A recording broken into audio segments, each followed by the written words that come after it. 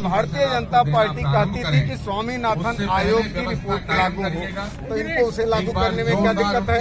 नया नियम क्यों बना रहे हैं? दूसरे पूरे देश में ये प्रचारित किया जाता है कि हम कानून में संशोधन करने को तैयार हैं, कानून को पोस्टपोन करने को तैयार हैं। ये ठीक उसी तरीके से है, कानून किसान के लिए बना। मान लीजिए कि एक किसी लड़की की शादी तय होती है, एक किसी लड़की की शादी तय होती है और उसको दूल्हा नहीं पसंद है, तो ये लोग ठीक उसी तरीके से जैसे अगला पक्ष कह दे कि हम दूल्हे की सेविंग करा देंगे, दूल्हे का मेकअप करा देंगे, हम इस शादी को 2 साल टाल देंगे, लेकिन दूल्हा नहीं बदलेंगे। तो जब लड़की को, लड़की के घर वालों को दूल्हा नहीं पसंद है, तो ये दूसरे लोग कौन होते हैं कहने वाले कि नहीं दूल्हा यही रहेगा, केवल परिवर्तन कर देंगे। किसान को जब किसी कानून ये इनका नया नहीं पसंद है, तो ये नए कानून को जबरन को थोपना चाहते हैं। पढ़े लिखे तबके से मैं कहना चाहता हूँ कि जब पढ़े लिखे तबके को नई पेंशन नीति ने ठगा, आज कर्मचारी वर्ग पुरानी पेंशन नीति को मांगता है, तो नया किसी कानून हमारे लिए हितकर कैसे हो जाएगा?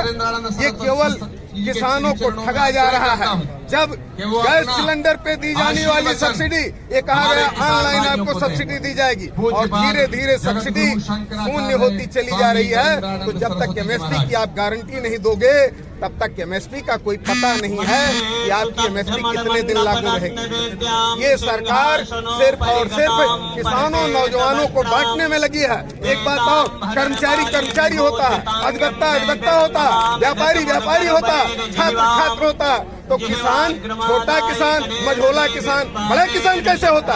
बांटो और राज करो की नीति पर ये सरकार काम कर रही है, जो कि हम लोग चलने नहीं देंगे। सारे के सारे दल जब विपक्ष में होते हैं तो ये किसान नौजवान की बात करते हैं, लेकिन जब ये सत्ता में पा जाते हैं तो ये पूंजीपतियों के हाथ में खेलने लगते हैं। ये किसान नौजवान को भूल जाते हैं, लेकिन ये भूलते हैं कि अगर पूंजी सत्ता तक पहुँचने के लिए महत्वपूर्ण है, तो 70% वोट इन किसानों नौजवानों के पास में है। अगर हम सत्ता देना जानते हैं तो हम सत्ता छीनना भी जानते हैं। जिंदाबाद जिंदाबाद जिंदाबाद। और मैं कहना चाहूंगा कि सत्ता नहीं व्यवस्था दे दो, सत्ता नहीं व्यवस्था दे दो, हमको मेरी सत्ता दे दो। मेरी सत्ता मेरा मतलब मेरा अधिकार। इतना सभी भी ना कर पाओ, अपने घर का रास्ता ले लो, हमको दिल्ली की सत्ता दे दो, हमको इनकी सत्ता दे दो, क्योंकि जनता ही जनार्दन है, वही देश की असली शासक है, वही सत्ता की चाबी को नियंत्रित करता है।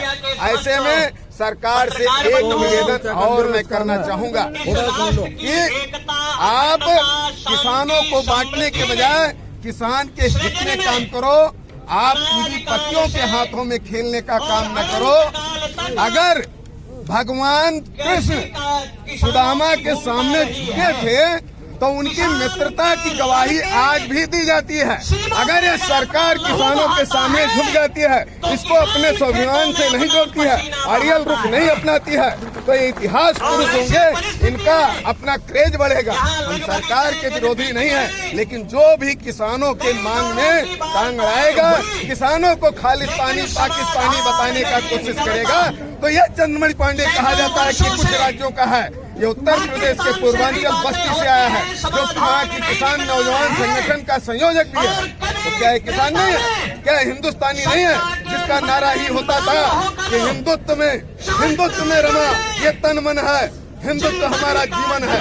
वो चंद्रमणि पांडे भी कह रहे हैं किसानों से न्याय मिलना चाहिए। उनके मंत्रियों से बद्ध निवेदन है कि किसानों के धैर्य का परीक्षण न करें।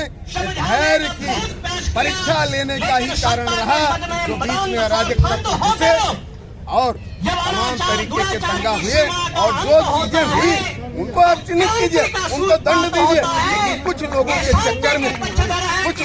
चक्कर में आप सारे किसानों को बदनाम नहीं कर सकते हैं। बहस परशुराम और लक्ष्मण का हुआ, तो इसके लिए परशुराम राम पर क्रोधित नहीं हुए थे, सिर्फ लक्ष्मण पर हुए। ऐसे में सरकार उन लोगों के खिलाफ कार्रवाई करे जिनके विरुद्ध राष्ट्र हित में, समाज हित में गतिविधियां गलत पाई गई हैं। लेकिन जो किसान यहाँ शांतिपूर्वक आंदोलन कर रहा है, उससे शांतिपूर्वक वार्ता करते हुए और उसकी मांगों को मानने का काम करें, अन्यथा आने वाले दिनों में ये हुजूम बढ़ेगा ही घटेगा।